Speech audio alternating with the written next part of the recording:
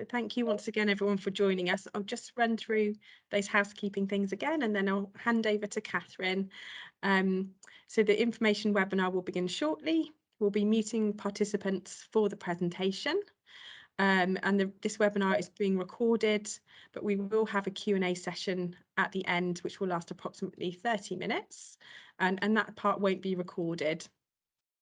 If you do have questions, please put them in the Q&A at the top of your screen, and we will pick them up at the end.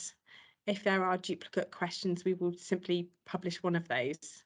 So just to note as well that Dr. Patrick doesn't have access to your individual patient records, and so this isn't a consultation but an information webinar, and she won't be available afterwards to answer any individual queries. So please get a cup of tea, make yourself at home, and enjoy. I know you will. Okay, Sarah, thank you very much for that. So if everybody's ready, we can kick off. So my name is Dr. Kathryn Patrick. I have been a doctor now for 24 years, and I've been a GP for 17 years. And throughout that time, I've had an interest in women's health, including menopause. I'm currently working at Buttercross Surgery in Somerset, where I've been for the last, over 5 years now. And for the last 5 years, I've also been working as the Director of Primary Care at Yeovil Hospital.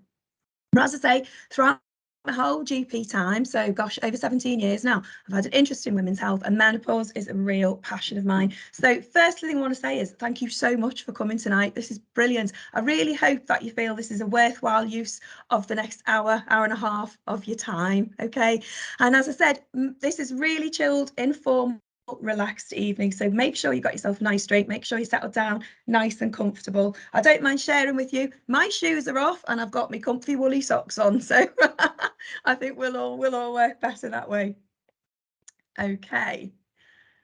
As Sarah said, you know, obviously we want this to be a safe space. Okay, I'm going to borrow a phrase of my husband's here when we talk about Chatham House rules. So what does that mean? Well, at the end of the day, I'm the only one here who's actually signed a bit of paper for confidentiality. Okay, so what we do share in our Q&A session, we hope will stay between us in terms of any personal detail, and only share if you feel like really comfortable sharing. Okay, so why are we here? What's the big deal? Why talk about menopause? Why should we bother? Well, let's start by what do we mean by menopause? Okay, so by definition, menopause, it's when it's been more than a year since your last period, when there's been no other reason, such as, like, you know, a hormonal method of contraception, for example. Okay, now what we know, if you heard the term perimenopause, so that means a woman is going through menopausal symptoms, which we're going to come on to in a moment, but she's still having periods, even if they're like few and far between or once in a blue moon. Okay, and what we know is the perimenopause can actually go on for up to 12 years. So I see a lot of ladies who think, well, I've got these symptoms, but it can't be anything to do with menopause because I'm, you know, in my mid-40s and, you know, I'm still having periods. So this is why it's important we're aware of perimenopause. Now, I have a vested interest in nailing this topic. As you can imagine, I am the wrong side of 45. And so I want to be able to make sure that in terms of looking after my own health, so I can look after the health of all of you guys, that I am on top of my game and I'm up to date with the best knowledge and the most up-to-date advice. Okay, now let's go back, talking of up-to-date advice, or not, as the case may be. Let's go back to when I was a junior doctor, which admittedly was 24 years ago, a long time ago now. And genuinely, we were taught at that stage that menopause was, oh yeah, basically, so a woman's periods stop and she has a few hot flushes, end of, next. And that was it. We had no idea at that stage, you know, exactly what's involved. Now, fortunately for us, the profession has moved forwards and is much more enlightened, but also I think as society we're more enlightened, aren't we? And there is less of a stigma attached to menopause discussion now. Now, I mean, I think a lot of that's come about because There was the Davina McCall documentary, wasn't there? Do you remember there was one last year and then she did one earlier this year? I think that's really raised the subject of menopause in the public domain. There's also been several campaigns on the BBC as well. And this is great news. Now, let's go back to when I was a little girl. And I remember, so I basically grew up in a very strict Catholic background, right? And this was not talked about at all. And I have got distinct memories of my mum talking to her sister about a friend of hers who had sorry, what? Period. I think it might be menopause. But oh my God, you didn't talk about it. It was all, you know, hush, hush, brush it under the carpet.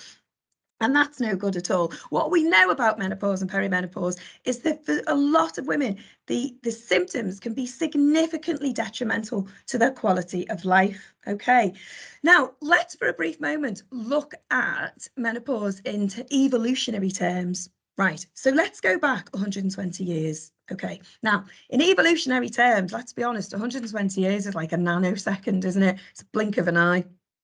120 years ago, right? Average age of menopause, 51 years. Average life expectancy, 59 years. Because let's be honest, by the time you got to your late 50s, you probably would have died from, I don't know, syphilis or sepsis or been run over by a horse, you know? So about 8 years on average that women were living post-menopausal, right? Okay, let's fast forward to where we are now, 2022. Okay, average age of menopause, still 51. Average life expectancy now, 83. So that means that nowadays women are spending over a third of their lives in many cases post-menopausal. So, you know, it's really important that we do take this seriously.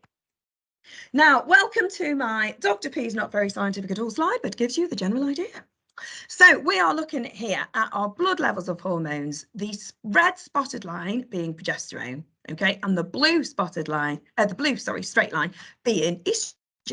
Now, if we start at the beginning of the curve, we can see as we go towards puberty, estrogen and progesterone are increasing, lovely jubbly, and then they start to plateau off as we go into our 20s, what have you, into towards our 30s, and then, oh my gosh, the red dotted curve is like decreasing, you know, pretty smoothly. But look at that blue line, up, down, up, down, up, down, peaks and troughs, peaks and troughs, peaks and troughs. And the reason why I'm a big fan of this slide is because I think it explains a lot about why women can feel okay on one day and absolutely awful the next, or even within a day. You know, something that you might feel you can cope with. You might be fine in the morning, in the afternoon you're not. Why is that? Think of that blue line, think of those peaks and troughs. And it's not just being at a trough and having your estrogen that low, it's actually the fluctuations that can cause a lot of problems as well. Now, we know it's this fall in estrogen which causes these symptoms, but it also causes changes such as increased risk of cardiovascular disease and increased bone thinning as well, something called osteoporosis. Okay, so how do we diagnose menopause? Right, well, there's a hormone that the pituitary gland, okay, pituitary gland, little like peanut size, sits at the base of the brain, okay, and it produces a hormone called FSH, follicle stimulating hormone, does what it says on the tin, okay, and your FSH is there to kickstart your ovaries to get them to make estrogen, okay. So what happens over time is that as your estrogen level falls, your pituitary gland's working harder and harder, and it's going, make more FSH, make more FSH, come on ovaries, make more estrogen, make more estrogen. And of course, after a while, the ovaries are going, I can't, I've run out of estrogen, I've got none left. And so that FSH is quite high. Now, in reality, do you remember the blue line? Up, down, up, down, up, down. Can you imagine, therefore, your FSH is going to be up, down, up, down, up, down, which is why we have to be really careful with how we interpret it. So when do we check it? Right, if a woman is going through the menopause under the age of 45, we class that as an early menopause, okay? If she's under the age of 40, we class that as premature ovarian insufficiency, or POI for short. And that's really even more significant because for these women who are less than 40, they've got even longer life with low estrogen and therefore being exposed to higher risk cardiovascular cardiovascular disease, higher risk of osteoporosis. Okay, so I talk to my ladies about, okay, if you're under 46, so if you're 45 or under, we can have a little look at this blood test, but a couple of caveats on that. Okay, if it comes back high, that tells you and me, okay, menopausal, right? If it comes back low, doesn't tell us one way or the other. So you could repeat it, and if we are going to repeat it, we say do it about 6 weeks later. Theoretically, it should be at a different point in her cycle. Okay, but here's the key bit: don't sit around waiting for a high FSH. Okay, it is a clinical diagnosis. So over the age of 45, no blood's needed. Definitely all a clinical diagnosis. Under the age of 45, ideally blood test. But if I've got a woman in front of me who's really struggling, I'm not going to sit around and wait for a high blood test result. You know, treat the person, not the number, as we say. Okay. Right. So what are the symptoms? Now, do you know what? In my job, I do a lot of teaching, right? I teach a lot of doctors and nurse practitioners, paramedics, etc. And when I talk to them about PowerPoint, I say, what's the golden rule of PowerPoint? Don't have a busy slide. Okay, now I have deliberately made this slide busy. Okay, and that's because I want you to see bang, bang, bang, bang, bang, just how many symptoms there are. Okay, now about 80% of women will have symptoms, 25% will actually have severe symptoms. Okay, so let's run through these. Right, now, do you know what? A lot of things in medicine, we like to give them fancy terms. They're not that fancy, but we like to give them a fancy name. So we're going to kick off with vasomotor. Okay, so what we mean by that is the hot flushes. You know, when your heart rate goes through the roof and you're sweating, you feel like someone's holding a blowtorch up against your body.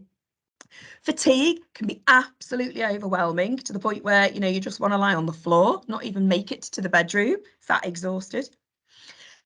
Irregular periods leading to what we call amenorrhea. Again, another fancy word for something not that fancy. Amenorrhea means periods have stopped. I kind of tend to remember that as amen, no more periods. Okay. Now, it's a bit of a myth that your periods just filter out and they peter out and then stop. Okay. Yes, that can happen for some women, but for some women, the periods will become more frequent. They become even heavier. Okay. So again, don't be put off by that. Don't think can't be perimenopausal because periods are like every 2 to 3 weeks now. Now I'm going to move on to vaginal atrophy and urinary symptoms. Now I'm going to talk about those in a little bit more detail next, but again, really debilitating on quality of life, really significant. Low libido. Now this is something that's not necessarily talked about in polite society, and actually it should be, really, shouldn't it? So I know about low libido and how common it is because this is my bread and butter, and I'm asking women about this all the time. And I do. So as I'm doing a session similar to I'm doing a session with you tonight, I do sessions for clinicians as well to teach them about how to manage patients with perimenopause and menopause. And one of the things I say to them is you've got to ask about low libido, actively ask, because not everybody will, you know, actively volunteer that information. And when I'm talking low libido, I'm talking zero. Honestly, for some women, I'm talking, you know, Brad Pitt will knock on your door and you would invite him in to do the ironing while you have a nap, right? Absolutely zero. Anxiety. Now, goodness me, I see so much of this. I've actually inherited quite a few women who've gone quite far down the line of antidepressants and anxiety medication. And actually, it's the estrogen that needs replacing. I had a wonderful lady who, when I worked in a different part of the country, she was really senior in a role at work in the corporate world, right? This woman used to travel around Europe. She could command a boardroom, no problem, right? Oh my goodness, she was crying in front of me saying, Dr. Patrick, I don't recognise myself. I am like a shell of my former self. What has happened to me? I'm now getting anxious just driving to Tesco. This is ridiculous. So, you know, this loss of confidence and this anxiety is so real and, you know, can have such a massive impact on quality of life. Palpitations. Again, I've inherited a lot of ladies who've gone quite far down the cardiology route, feel the heart's pounding in the chest.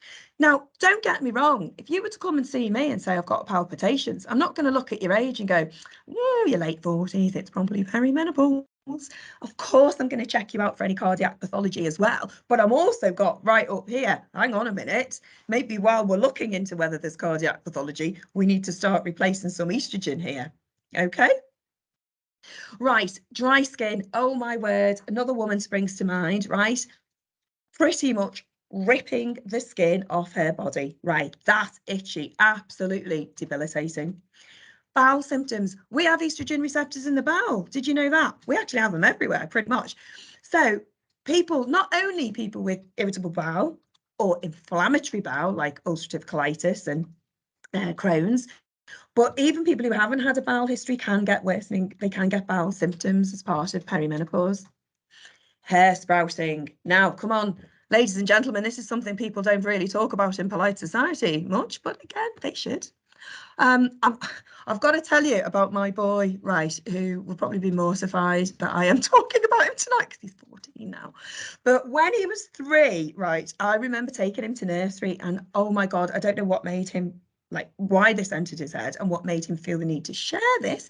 But arrived at nursery, the owner of the nursery, the manager, is this lovely woman. And she, at that stage, so I would have been, what, mid-30s, and she would have been late 50s, right? And we walked in, and my boy, who was 3 at the time, said, Heather, did you know my mummy puts hot wax on her eyebrows here and here, and then she rips it off? And oh my God, I was mortified. I just wanted the ground to open me, swallow me up. Right?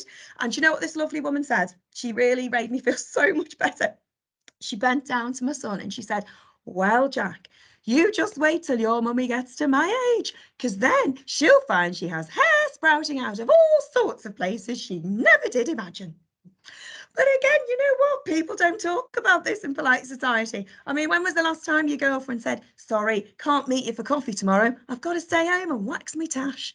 You know, but these are the conversations that are happening. And I know what's normal. I know what's real because this is my bread and butter. I'm talking to ladies about this all the time. Okay. Musculoskeletal pain. Again, another one. Multiple joint pain. What's going on? I'm aching all over. Struggling to get out of bed in the morning. Again, I've inherited a lot of ladies who've gone down the route of rheumatology, fibromyalgia, orthopedic route, having joint injections. It's actually the estrogen that needs replacing. And finally, memory problems, or as I like to refer to it, loss of nouns. You know, that feeling? Pass me the, what you may call it? You know, on the thingy-majig. You just can't remember it. You're in the middle of a meeting and my colleague's name is, oh God, it's gone. And that brain fog, as we call it, this is real. And I say, on terms of quality of life, you know, it can have a huge impact. Right, so let's just talk for a moment about something called GSM. Okay, you know, everything's got a fancy term. Genitourinary syndrome of the menopause. Used to be called vaginal atrophy, but it's called this now because we know it includes urinary problems as well. All right, so this affects about 50% of menopausal women. Okay, we have got estrogen and progesterone receptors in the vagina, the bladder, the urethra, the pelvic floor. I mean, we've got them all over the body as well, but I'm talking about downstairs right now. Okay, and the vaginal epithelium becomes thin. It loses its collagen support and its elasticity. You get a change in pH because of decreased lactic acid. You get decreased vaginal and cervical secretions. And the symptoms you can get as a result of that are real soreness, real itching, and another technical term, superficial dyspareunia, which basically means pain on intercourse. I have a colleague who shared with us, with the patient's consent, shared with us this wonderful description that this patient had given of her vaginal symptoms. And when she was talking about intercourse, she said, not only have I got pretty much no libido, but even if I was to try and, you know, talk myself into it, it is like his penis is covered in shards of glass. I mean, this is real, you know, how awful. I got another lady, became housebound pretty much because she couldn't wear underwear and trousers, even cotton knickers. So she would basically leave the house if she absolutely had to, because she wanted to have those, you know, the underwear on for the minimum amount of time. And then at home she would wear a dress or skirt and no underwear. So it's really, really awful. And as I say, urinary problems as well, frequency, needing to dash to the loo all the time, repeat urinary tract infections, urinary incontinence, difficulties emptying the bladder. My top tip here, rocking on the toilet, okay?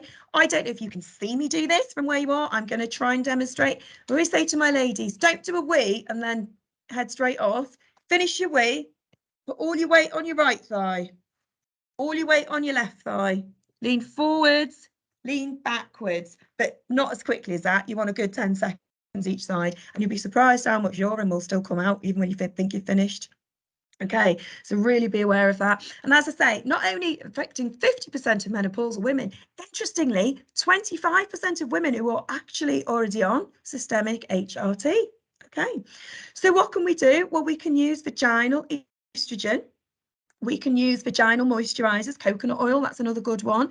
Just be careful which you use, okay, because some can cause, some are perfumed and they're irritants, you know, so actually that's worse than using nothing, isn't it? There's a brand called Yes, Yes, Yes. There's another brand called Silk. I don't know if you probably can't see that. Can you see that? Right in front of my face there. Silk, S-Y, okay. Okay, so that's another good one, but just be careful there. And now listen, I've put this in bold. Do not forget your pelvic floor exercises. Okay, now, when I had my boy, so say he's just turned 14, I went for my 6-week check at my GP's, and she said to me, are you doing your pelvic floor? Now, I think it's fair to say most of us do, don't we, when we've just had a baby, because you're right, a keen bean, and you think, oh, every time I feed my baby, what have you, I'll do my exercises. Well, actually, when she asked me this, so Kathryn, are you doing your pelvic floor exercises? To which I said, yes, of course I am. And she leaned over the desk like this at me and she said, and so you must continue to do so religiously until the day you die. Oh my God, put the fear of God in me. But you know what? She was bang on. She was correct. It shouldn't be a case of we do it when we're in our 20s and 30s and we're having babies and then we sort of forget about it. And then we wait until we're in 40s, 50s, 60s and then deal with problems like prolapse. Okay, so do look after your pelvic floor. I've also put in about over-the-counter weights. So you can get some weights that you put in. It's a bit like a tampon. I call it boot camp for your pelvic floor. So, you know, if you want to like have no bingo wings, you're going to pick up a dumbbell, aren't you? You're not just going to do that. You're going to have a dumbbell. So it's a bit like same theory, really, you know, using weights. Now, I've written on here NHS link. Now, I've got some really reputable resources, which I am more than happy to share with you, you know, once we finish tonight. And the reason, one of the reasons to share is I do want you looking up things that are reputable. You know, we know anyone can put anything on the internet these days, but I must share with you a story about this wonderful woman, again, when I was in a different part of the country. And she was fabulous, right? She was an older lady who was brilliant at self-care, brilliant. So, you know, sort of person that she would say, doctor, what's your advice? And I'd give her my advice and she'd follow it, brilliant. So she'd always do what she can to look after herself. But she wasn't very IT literate. Okay, so she came in to see me and she said, I've got a problem and I think I need your help. I said, oh, what's that? Well, I think I've got a prolapse. I said, okay, well, what we'll do is we'll examine you and we'll have a look. And she said, yeah, I didn't want to bother you because I know you're so busy.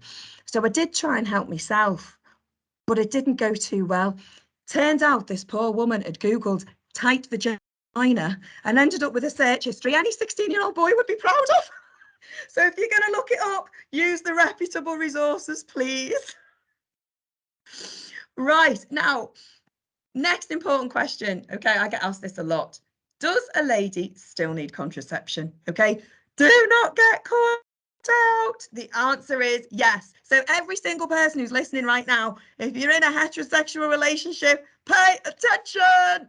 Okay, so if a woman is under the age of 50, when she has her last period, okay, so the last period is under the age of 50, she's going to need contraception for another 2 years after that period. If she's over 50 when her period stops, she's going to need it for a year after her last period. And HRT is not contraception. You can get pregnant taking HRT. Okay, so for those who don't know, maybe they've got a contraceptive implant, maybe they've got a Mirena coil, so they don't know when their last period would have been. Then we basically advise, if you got a Mirena, perfect, you got your contraception, keep it going. You got your next one, keep it going. It'll go hand in hand with your HRT, okay? And it's safe to do that. All right. Now, next thing we're going to talk about, okay, common myths busted. Try saying that after 10 pints. Okay, these are the common things that ladies say to me when they come and see me. Okay, Well, I thought you had to wait until you couldn't manage any longer before you got help with your symptoms. Well, there's no point taking HRT as it just delays the menopause. Oh, you've got to stop taking it after 5 years. Oh, no, you can't take HRT if you get migraines. Well, if you take HRT, your weight will balloon. Now, did any of you here watch Family Fortunes when you were a kid? Yeah? Right. Our survey says, okay, so you can start HRT even when you're having periods. And remember what I said, perimenopause can go on for up to 12 years. There are no medals for gritting your teeth. And in fact, if your estrogen is dipping earlier, all the more reason to get that estrogen on board to protect your heart, to protect your bones, okay? HRT doesn't delay the menopause. If you're getting symptoms, if you were to stop HRT and get symptoms, well, you would have had those symptoms beforehand. And in fact, when you stop it, if you get to a point you want to stop HRT, you can wean it down gradually, can't you? You've got no control over that if you're just going naturally there. Okay, there is now no maximum amount of time. Okay, so when I was a junior doctor, the thinking was have HRT a year most, and definitely stop it if you're over 51. Okay, thank the Lord above. Research has moved on. We're more aware now. We have better knowledge on this topic. So there's no maximum amount of time. I've actually got patients in their 70s and 80s who are still taking HRT, and of course, what happens with that, all of patients with HRT should have an annual review anyway, and it's about having that conversation with that individual person and weighing up their risks and benefits and their personal choice as well. Migraines, you can have HRT if you get migraines, but you should have it through the skin, okay? Transdermal patch or a gel, okay? Now, this question about weight, do you know what? I think that's probably one of the most common questions I get asked. Well, I don't want to take HRT because doesn't it make you put on loads of weight? Actually, if you look at all the evidence, it shows the opposite. And here's why. If a woman is not battling all that big long list of symptoms that we talked about, where she's exhausted and anxious and she's not sleeping and she's got brain fog, if she's experiencing those, she's far less likely to be able to look after herself, make better health choices, do exercise. She's much more likely to be, oh, I'm feeling a bit fed up. I've had, I'll tell you what, I'm just going to have a glass of wine of an evening, or with the glass of wine, or I'll have some crisps, nibbles, So actually, you're more likely to see weight gain if she's not taking HRT. And of course, one of the things that we know happens when our estrogen falls, our metabolic rate does fall. Okay, so it's usually because the weight gain is because of they're approaching perimenopause, menopause, rather than the actual HRT. Okay, so we've got our lady here now, and we're going, okay, well, it sounds like she's perimenopausal/menopausal. So does she need to have HRT? Can she have HRT?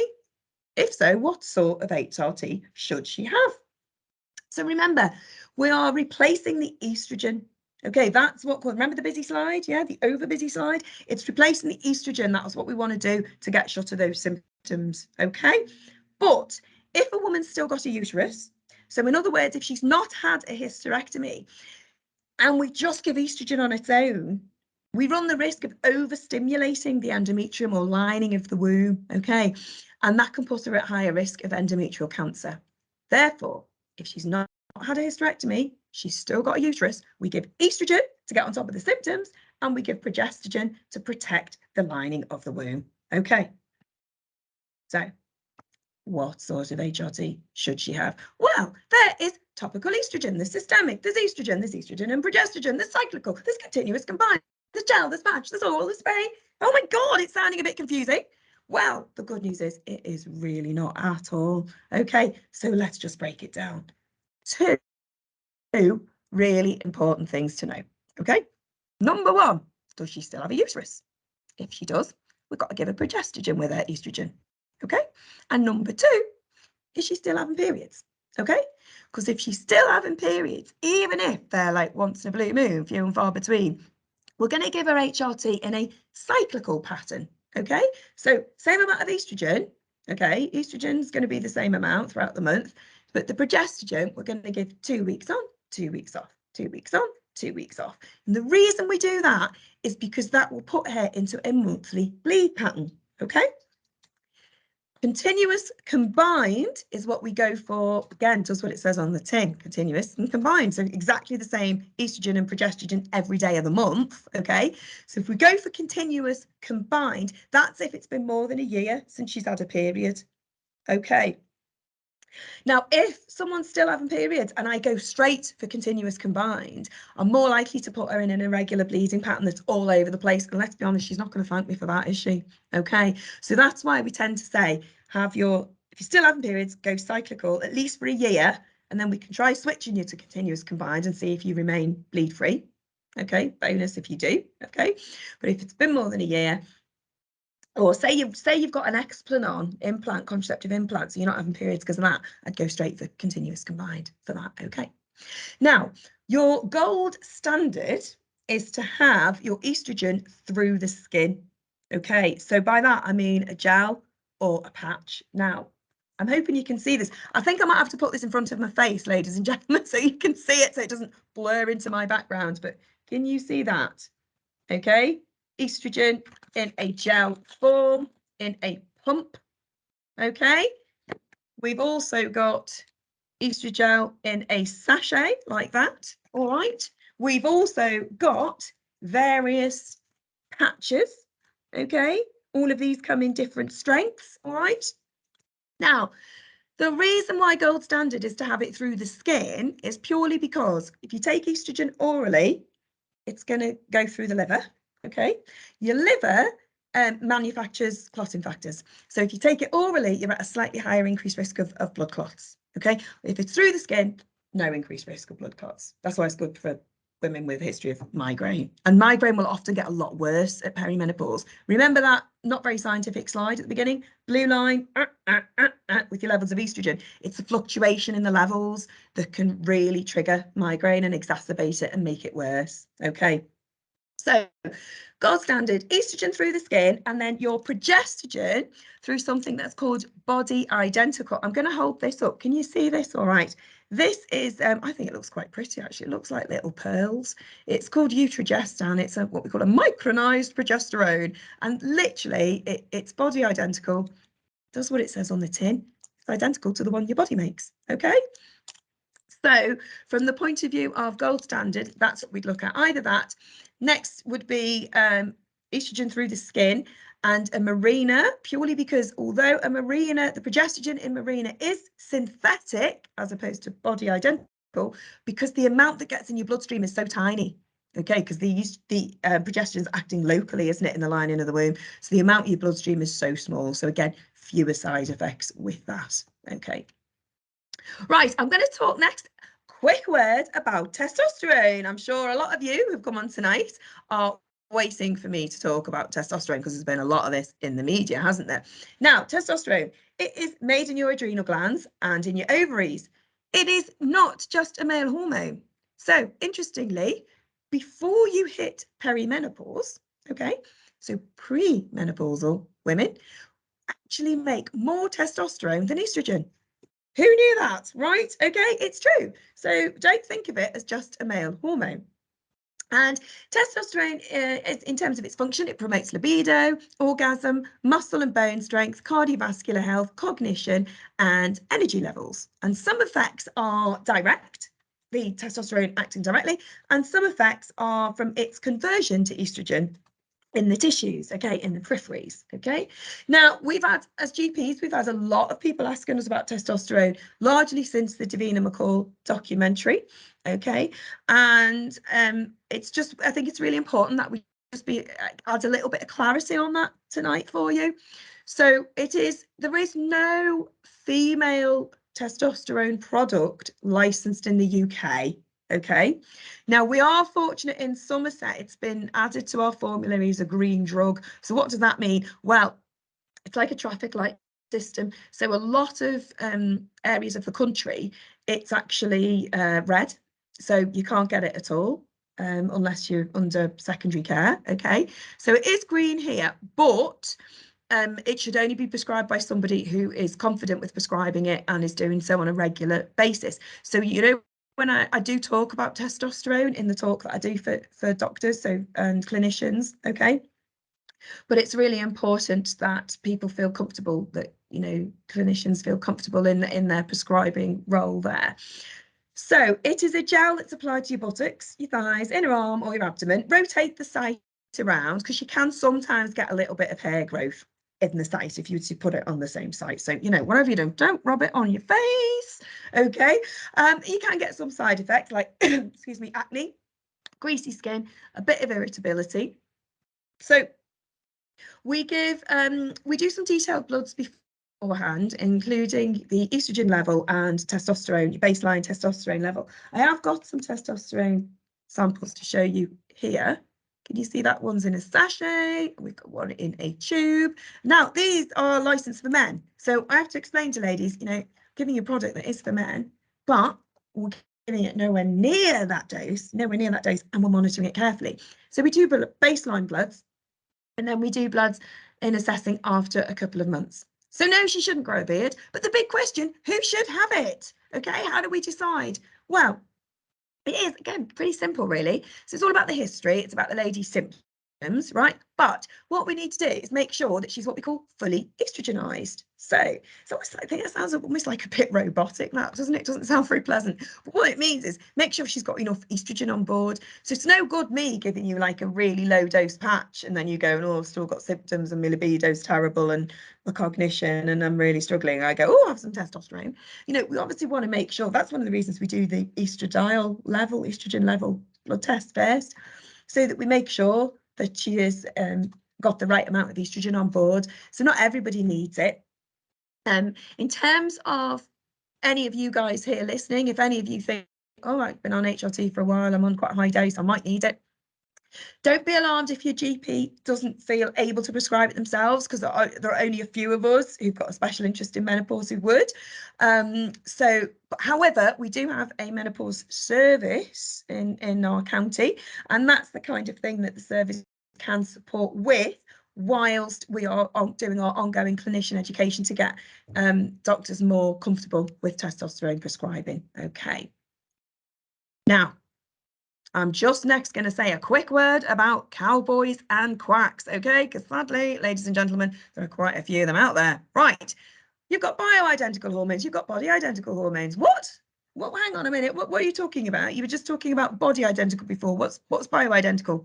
Right, well, strictly speaking, they are bioidentical, okay? Bioidentical means it's the same molecular structure as the hormone in your body. Well, I just told you that's what that is. Okay, so why is that body? Here's the crunch, okay? If it is a regulated bioidentical hormone, we call it body identical, just to clear things up, because there are products out there that are called compound bioidentical, okay? But they are not regulated. Now, when I say they are not regulated, I mean they are not regulated. And I don't just mean what the content of what you're taking. I'm talking even about the hygiene standards in the factories where these items are made, okay? The temperatures at which they're stored, etc., etc. Now, there are sadly, there are, you know, people out there who are not clinicians who are peddling this stuff, selling stuff online. You find quite a lot of this in beauty salons. Okay, so the reason I put this slide up is please, please, please, for yourselves, your sisters, your friends, your mums, your aunties, your colleagues, just be mindful. Okay, I want you all to be safe. Okay, and you know, as I say, what we give on the NHS, we're giving you the body identical there. Okay, the regulated bioidentical, which is body identical. So take home message: body identical, good. Compound bioidentical, bad. Okay, just remember your quacks and your cowboys. All right, so what are the possible side effects of HRT? Well, estrogen wise, we've got some fluid retention, breast tenderness, headaches, bloating, nausea, reflux. Look at that, progestogen. Quite a crossover there, isn't it? Quite an overlap. Also some mood swings, a bit like PMT symptoms. This can be quite difficult for me as a menopause doctor and as a GP to pick apart, because and again, this comes with experience, is how do I know if the lady in front of me has got irritability and PMT-like symptoms because she's going through the perimenopause, so it's the estrogen deficiency, or is it that I've given her HRT and she's not tolerating that progestogen well? So the key there is, if the symptoms are because I've not given her enough estrogen, so her estrogen's not up in the level that it should be, well, actually, she's probably going to have other symptoms as well, like still having hot flushes and palpitations and anxiety, etc., etc. Okay, now I've put on there we can alter the dose of estrogen and the type of progestogen. Do you know what? When I talk to my ladies about HRT, I always explain to them that actually it is, in a nutshell, HRT is built on a rock solid foundation of science. It really is. But tailoring it to the individual woman, that's where it becomes an art form. Okay, so if any of you are on HRT or you're thinking of starting HRT, do not dismay if you don't get it right first time. It's often we need to tweak things. Honestly, it's really common. So don't think, oh, I've been given this prescription, I've taken this, I'm a month in, I'm 2 months in, and I'm not getting anywhere. What's the point? I'll stop. Okay, so when I prescribe HRT, I give 3 months worth, and I say to my ladies, stick on your calendar or your phone, 2.5 months, get in touch so we can get that review booked in before you run out. Okay. Now, for this next one, I to be perfectly honest, I feel like I need to put on my BBC voice announcer voice for this one, okay? This is a serious bit, okay? We've got a take-home message here. Postmenopausal bleeding. Postmenopausal bleeding. Please, please always get it checked out. Okay, fine, Dr. P, but what is postmenopausal bleeding? Right, really important. It is when a lady starts to bleed vaginally when she hasn't done so for a year, okay? So let's just park HRT for a minute, okay? Let's just say a woman's gone through her menopause at 54 and then she's 58 and she starts bleeding, okay? We need to take that seriously. And the reason we take it seriously is because we need to make sure it's not because of cancer of the lining of the womb, endometrial cancer. Now, 9.5 times out of 10, it's not. It's fine. It's nothing. It's just one of those things. But we can't miss the cases that it might be. Okay, so we must see these ladies. If a lady's on HRT, okay, I always warn my ladies, if I'm starting HRT on you, if we're tweaking your HRT, okay, expect irregular bleeding. Do keep a note of it. Hugely helpful to us if you keep a note of it. It might even go on for up to 3 to 6 months. Okay, so if you tell me at the 3-month review that you've got irregular bleeding, it's fine. I'm not going to get switched, but I want to know about it.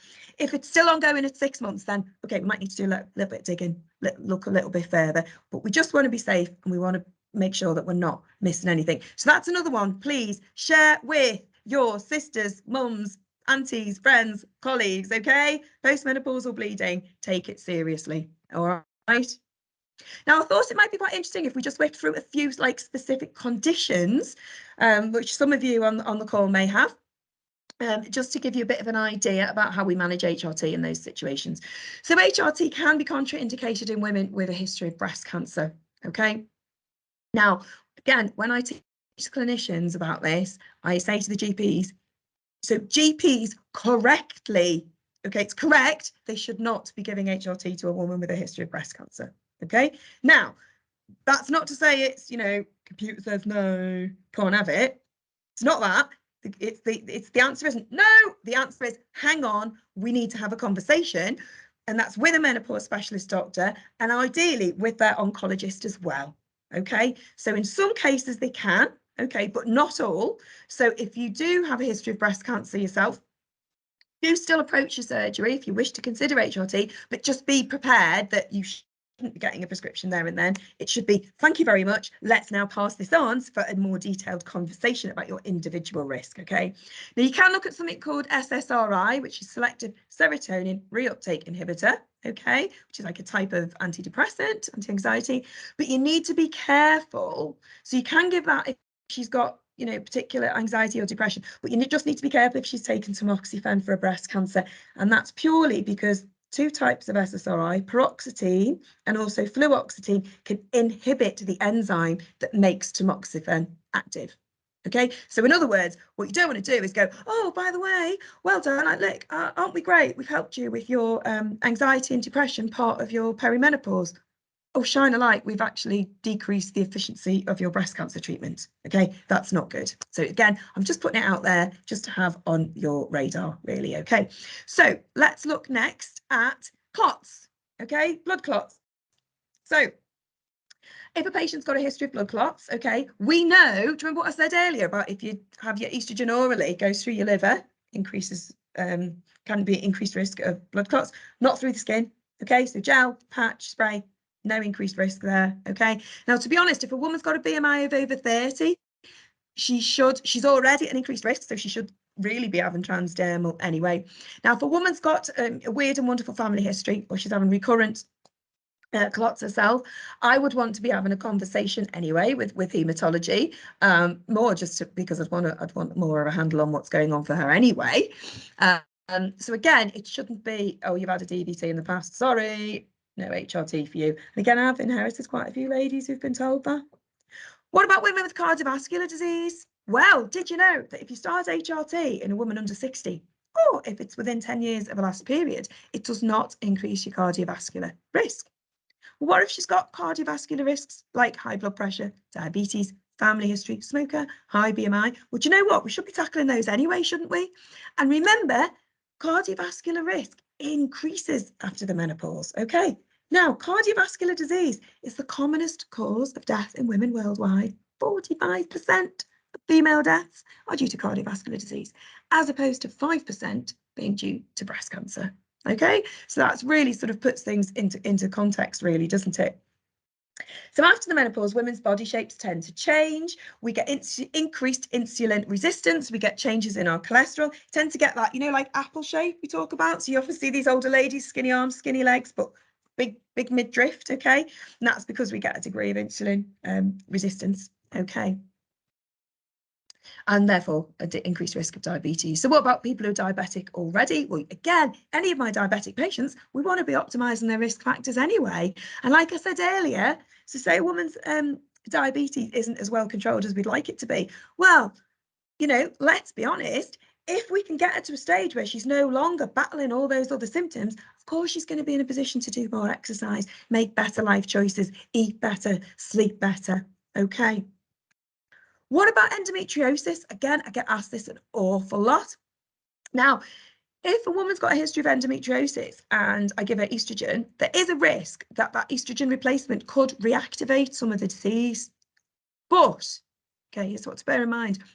Women with endometriosis may already be at a higher risk of osteoporosis because of their treatment for their endometriosis. So as a younger woman in her 20s and 30s, she's probably had ovarian suppression. She might have even had her ovaries removed, bilateral oophorectomy. Okay, so we've got to bear that in mind. Remember, bone health is so important. You know, people die from hip fractures. It's huge. The mortality rate is massive. So, you know, we have to take this seriously. So we can consider a continuous combined, okay? Or something called Tibolone. I've mentioned Tibolone just in case any of you have heard of it, come across it. Don't really use it much nowadays. It's a synthetic steroid, weakly mimics estrogen, progesterone and testosterone, okay? So what if a woman's had remember I said before, if she's had a hysterectomy, she only needs estrogen. What if she's had a subtotal hysterectomy? Okay, so there's still the cervix there, okay? Well, she might still have bits of endometrial tissue at the top of the cervix, okay? So what I do in that case is I say, I tell you what, replace your estrogen, but just in case there's a bit of endometrial tissue, let's give you some progesterone for a fortnight, all right? Go and take it for a fortnight. When you stop it, we'll see if you have a bleed.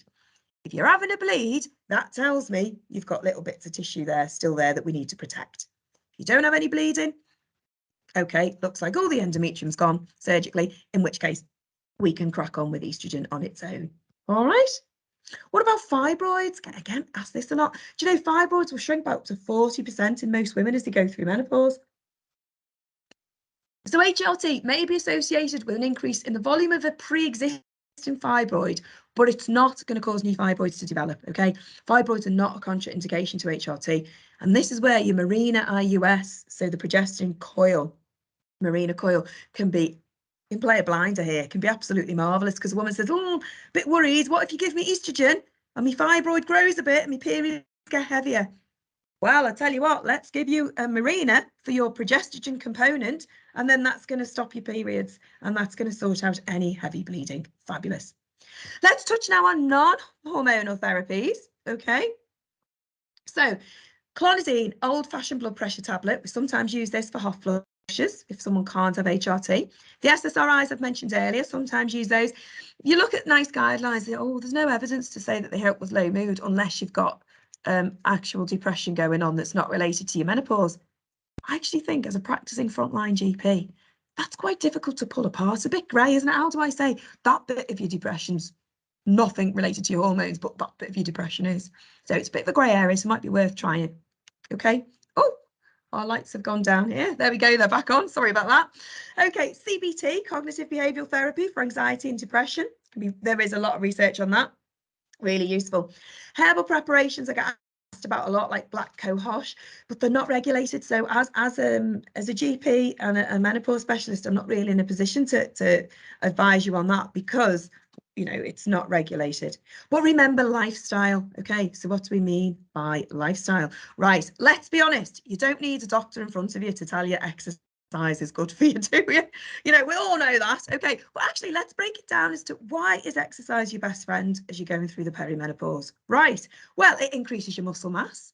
Fantastic. That in itself is going to increase your metabolic rate. So you're not only burning off the calories while you're working out, more muscle mass means you've got a higher basal metabolic rate going on in the background anyway.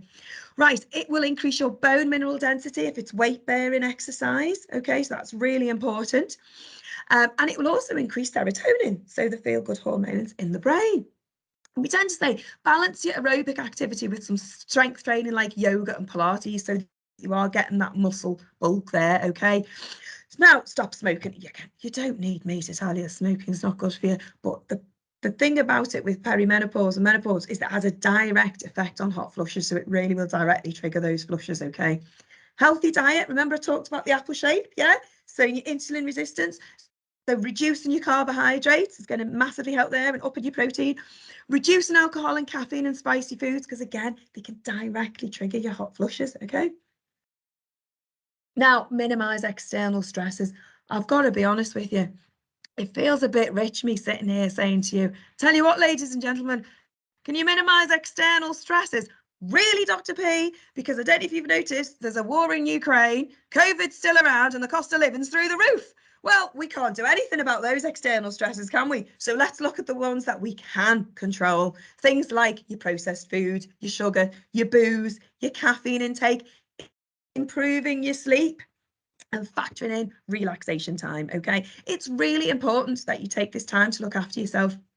We talk about the oxygen mask approach. You've heard of that? You know, when you're on a plane and the poo's hitting the fan and you've got an emergency, and they always say, don't they, put your own oxygen mask on first, because if you don't do that, you're no use to anybody.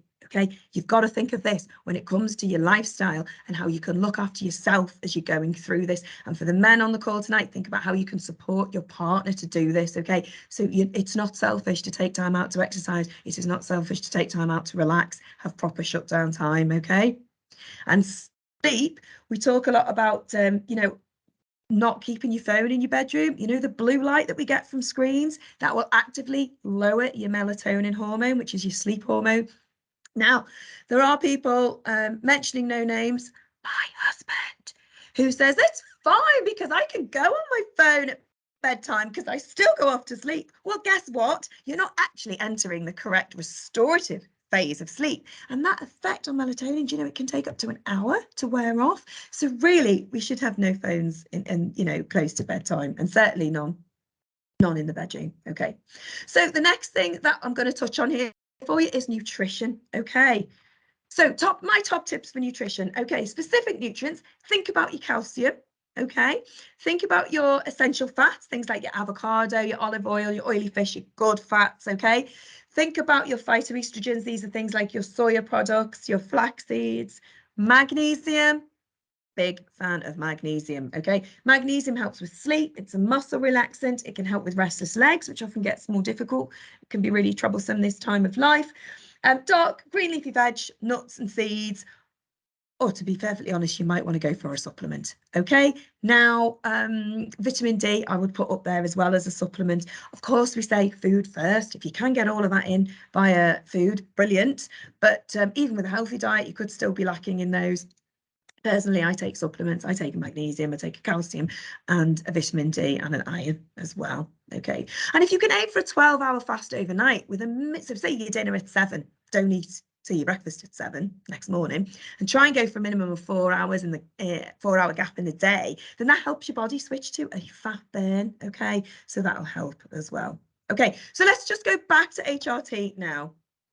Why has there been negativity surrounding HRT?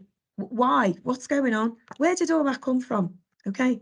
Well, to be pretty honest with you, right, the hype started over 20 years ago with the Women's Health Initiative trial, which looked at cardiovascular disease. Okay. But, oh, hang on a minute. After this got published, and bearing in mind it got leaked to the press before it actually got peer reviewed and published, which is what should have happened. Okay. It then came to light, oh yeah, sorry, forgot to mention that loads of the women in the trial were over 60. Oh yeah, and they already had cardiovascular disease. Well, that's flawed, isn't it? That's not helping us.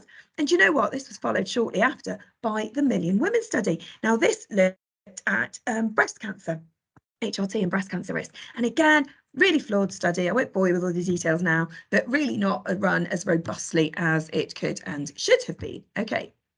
So then, again, you know what I say, busy PowerPoint slides. We don't like those. I'm just going to focus in on the bit in bold. Okay, so in 2019, the Lancet went, oh, okay, tell you what, there's a lot of old information there. That's kind of people are still going by in the public domain and then even within the medical profession. So tell you what, let's just look at this meta-analysis, 100,000 women, and let's just have a look at where we are now with all the research we've got now. And what it showed was, you can see in bold, a small increased risk in breast cancer with HRT. But it should also be considered in comparison to the risk of breast cancer with other lifestyle factors like alcohol and obesity. Okay. Now, if you come and see me and you say, right, Dr. P, I would like to consider HRT, but I'm a bit worried about breast cancer. What do you think?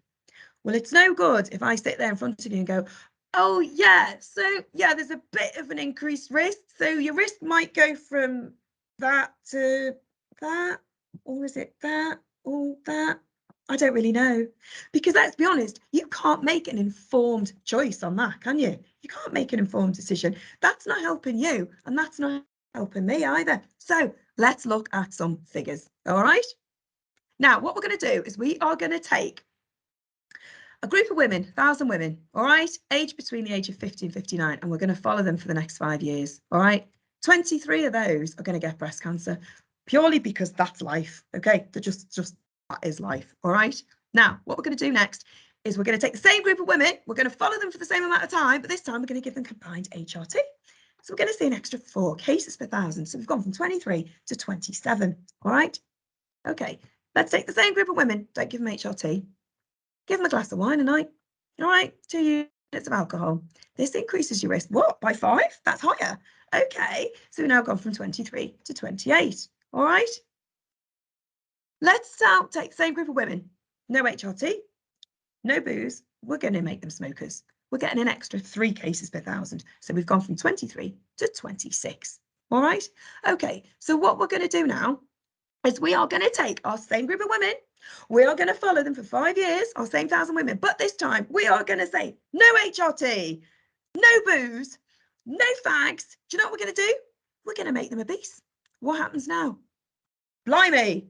You're getting an extra 20 to 30 cases per 1,000. So in other words, you're going from 23 to 53. That's huge. So effectively, being obese is like 7 times more risky for you when it comes to breast cancer than taking HRT. Now, I don't know about any of you, but I honestly, God's honest truth, I can't remember the last time a girlfriend said to me, oh, do you know what, Kathryn? I want to lose weight because I'm really worried about my risk of breast cancer.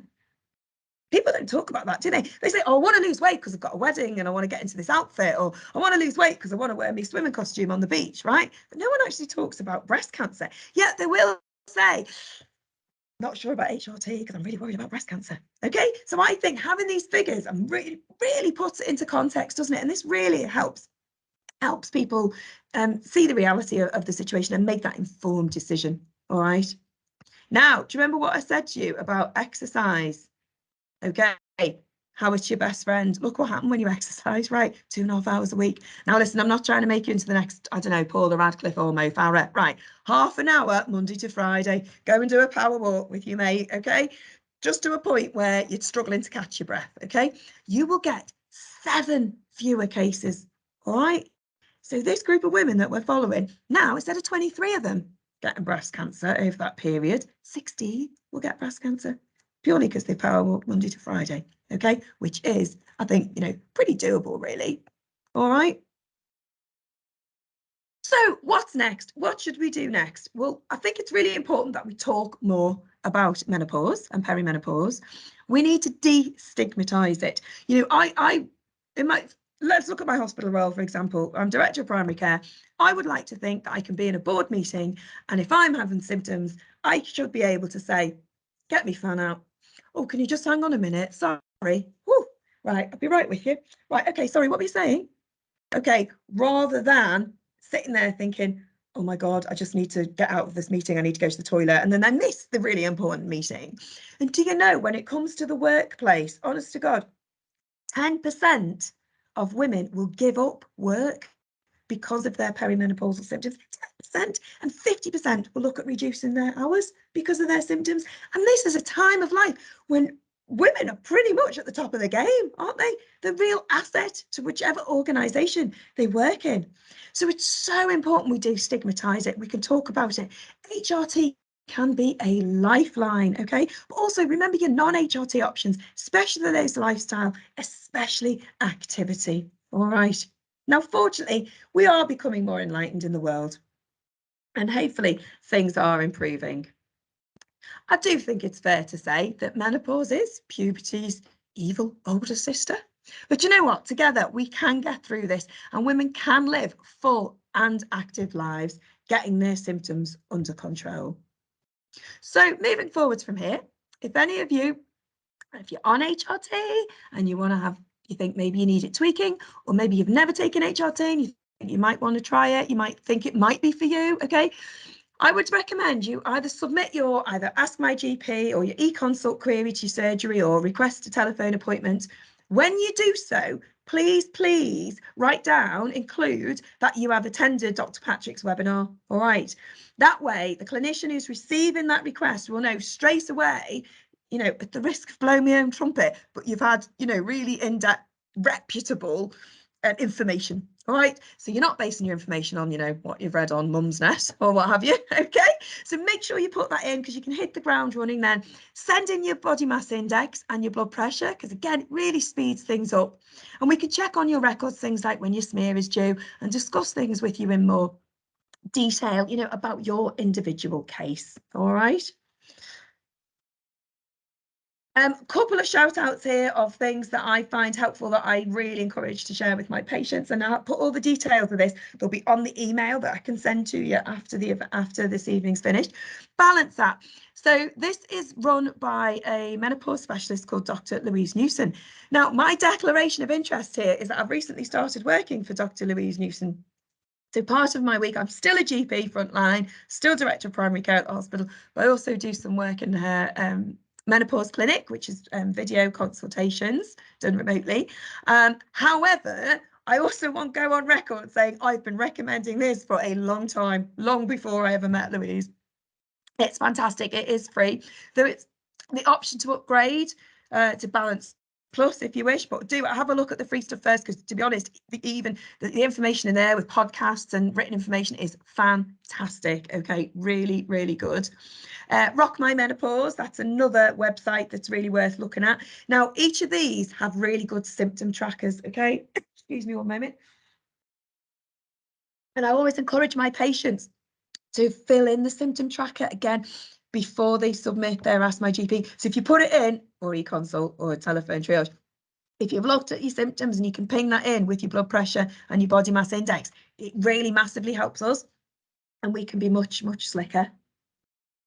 So thank you for listening, everybody. I think everyone stayed with us, which is marvellous.